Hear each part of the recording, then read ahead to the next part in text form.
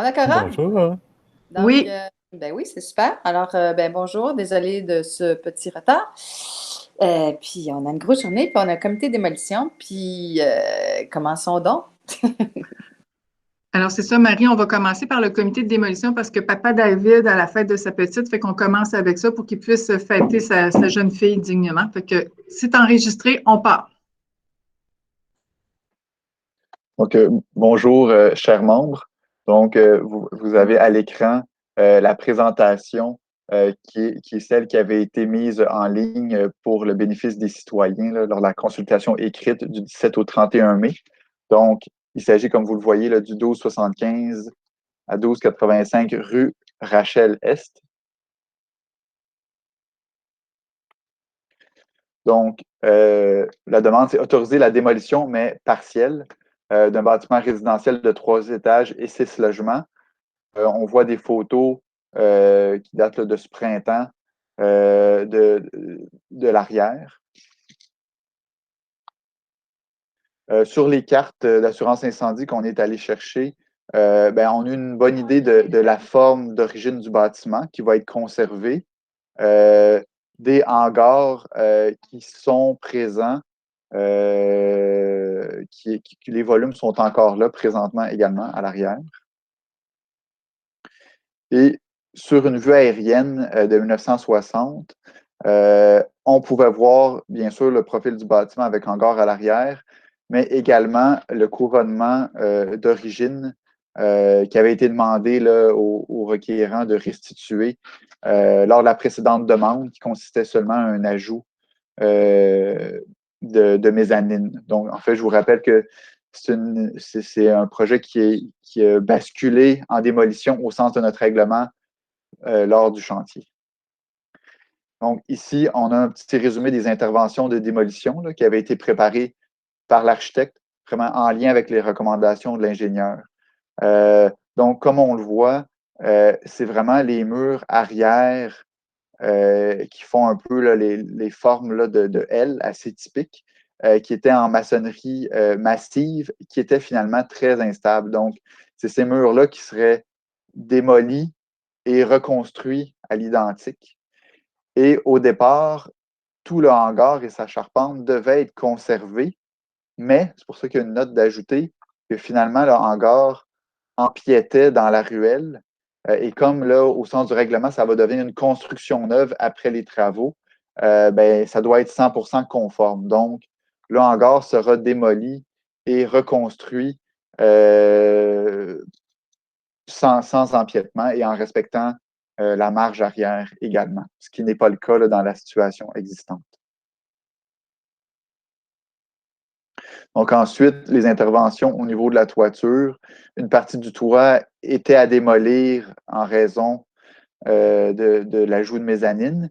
Et la partie arrière, puisque tous les murs massifs situés au-dessous doivent être démolis, ben, cette section-là en plus sera démolie également.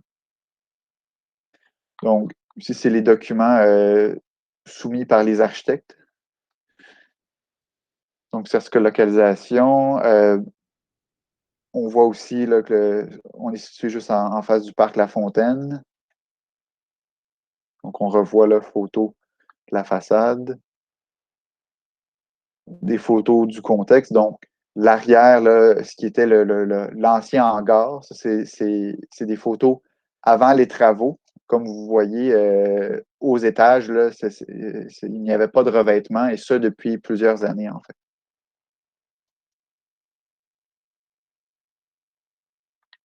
Donc, vu depuis la ruelle. Ça, c'est vu de l'intérieur des logements. Ça avait été soumis, ces photos-là, quand on étudiait la demande précédente d'agrandissement. Vu que les travaux ont commencé depuis bien longtemps, les logements sont bien entendu vacants. Et donc, ça, c'était vraiment avant le tout début des travaux. Donc, aussi d'autres photos du contexte des bâtiments voisins.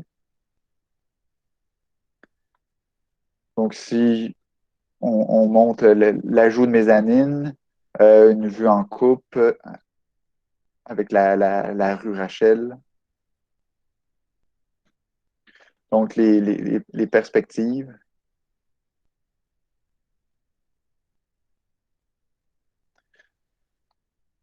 Donc, tout le volume à l'arrière sera reconstruit là, en briques d'argile rouge.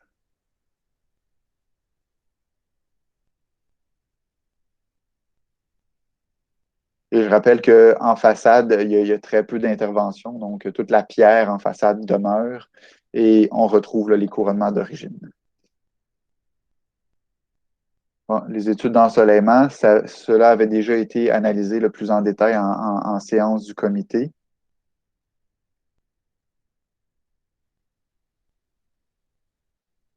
Donc, ensuite, les dessins en bonne et due forme.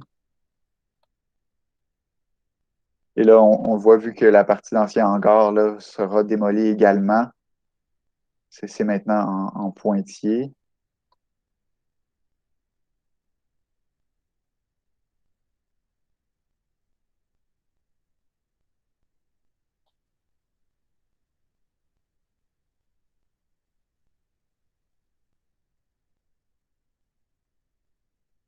Donc, on voit la mezzanine en élévation, là. Élévation aussi derrière le couronnement. Et là, la partie arrière, donc suite à des commentaires qui ont été faits là, par le comité et par la direction, là, il y a un traitement tout en conservant la même brique là, qui est distinct pour la partie qui sera complètement reconstruite à l'endroit où il y a l'hangar existant.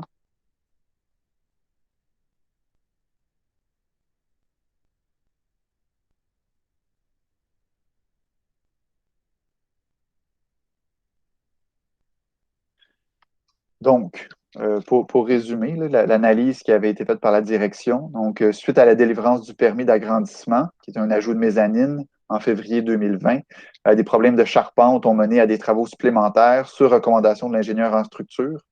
Le pourcentage plus élevé d'éléments structuraux à remplacer a obligé les requérants à déposer la présente demande de démolition. Donc, la direction est favorable à la présente demande pour les motifs suivants. Premièrement, le rapport d'expertise signé par l'ingénieur explique bien les découvertes faites lors du chantier concernant les murs massifs en briques à l'arrière notamment. Ensuite, la forme d'origine du bâtiment et la charpente des planchers sont conservés et l'empiètement sur la ruelle de l'ancien hangar sera éliminé. Les 6 logements sont vacants. Les locataires sont déjà relocalisés selon le registre déposé par le propriétaire. Et finalement, les travaux incluent le rehaussement du couronnement comme à l'origine avec crête fêtière. La direction recommande que l'approbation soit assujettie aux conditions suivantes, qui sont très standards. Donc, que la construction du projet soit débutée dans les 12 mois après la délivrance du permis de construction. Et si les travaux s'effectuent dans des conditions hivernales, donc après le 1er octobre, on demande de prévoir l'isolation temporaire des fondations et murs des voisins pour éviter tout dommage. Et ensuite, on demande qu'il y ait une garantie monétaire de montant de 50 000 qui soit déposée avant la délivrance là, du certificat d'autorisation de démolition. Brièvement, sur le projet de remplacement, donc la volumétrie, c'est identique à ce que le CCU avait vu en novembre 2019 et plus récemment dans le cadre de cette même demande. Donc, comme je vous l'ai mentionné, la principale modification, c'est l'ancien hangar qui va être démoli, reconstruit au complet. Et les dessins que je vous ai montrés, on les avait reçus le 11 mai. Ce que ça inclut comme modification, c'est que le langage contemporain distinct est prévu maintenant pour la partie arrière. Et il y a la plantation d'un arbre par courette, comme demandé. Présentement, il semble qu'il y a un architecte paysagiste qui travaille sur la proposition. On pensait recevoir les dessins à temps pour la séance d'aujourd'hui, mais on ne les a pas reçus. Donc, ça pourra faire partie des éléments analysés là, pour la suite, puisque le projet fera l'objet de l'analyse de PIA, comme pour toute construction neuve. Donc, les étapes d'approbation. CESU préliminaire qu'il y a eu récemment en avril, la séance de consultation écrite, la séance d'aujourd'hui du comité de démolition. Et ensuite, il y a le comité qui rendra sa décision. Et si elle est favorable, et après ça, il y a le délai d'appel aussi, il pourra y avoir la délivrance du certificat. Donc, voilà pour la présentation de ce dossier. Un dossier assez simple, bien présenté.